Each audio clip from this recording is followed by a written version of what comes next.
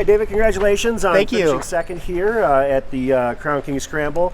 Not only did our race winner finish in under the previous course record, you did as well.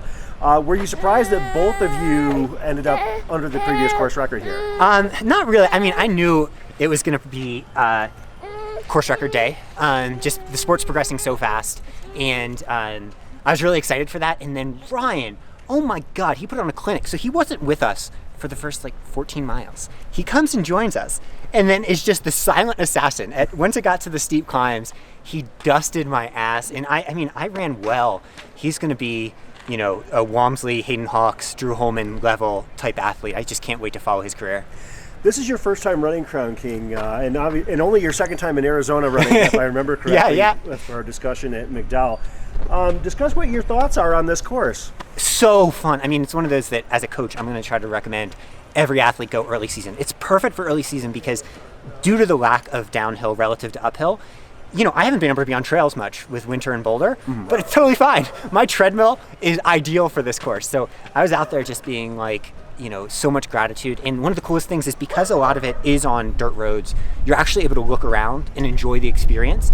And so there were times where I like to yell, on the back of our jerseys say huzzah, and I was just yelling huzzah out into the mountains because it was just for all the donkeys to hear, all the wild donkeys. And Aravaipa is the best in the business to do it, and it's just an honor to be here. So you're now in the downtown Crown King area, and you're also in the suburbs of Crown King at this point.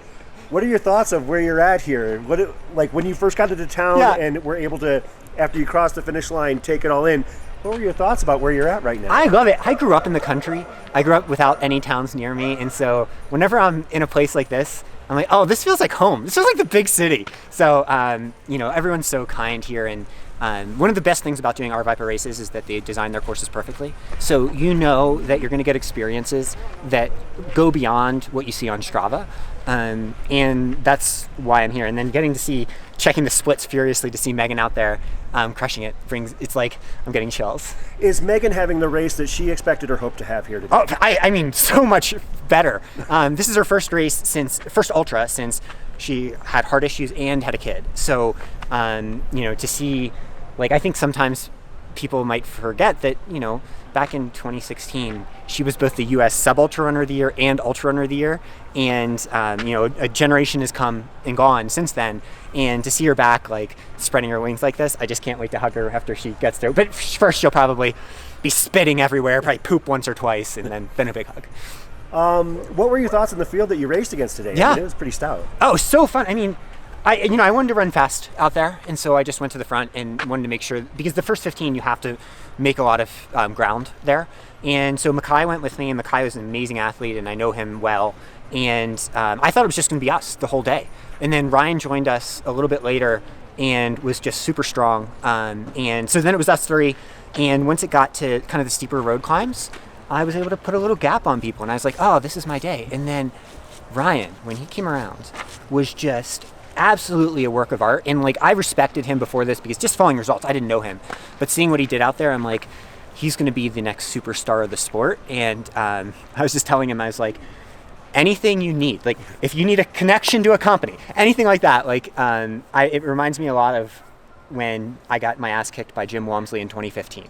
When I didn't know I knew Jim Walmsley, but I didn't understand just how good Jim was. This was before Western State's Wrong Turn. And I told Ryan after, I was like, I'll tell you the same thing I told Jim. Don't quit, because you're going to be one of the best to do it. Nice. One last question. For those who might be interested or on the fence about running this race and want to know more about it next year, what advice would you give them? I mean, this is the perfect course to build on your winter fitness. That's my big conclusion as a coach, is so much of it is these kind of slight uphills mixed with rolly roads that in the winter, when you're doing a little bit more road training, a little bit more time on the treadmill, the whole time out there, I was just thinking, oh, thank God for my treadmill, which I love to train on, and we love to train athletes on. So I think don't be afraid of the gain of vert. It comes a lot more easily than you would think, because in a typical course, that means that it has to be so steep all the time.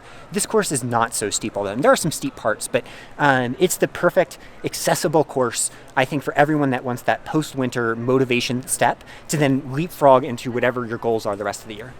One last question, actually. I lied. Yeah. Can we get a huzzah out of you? Huzzah! Thank you very much.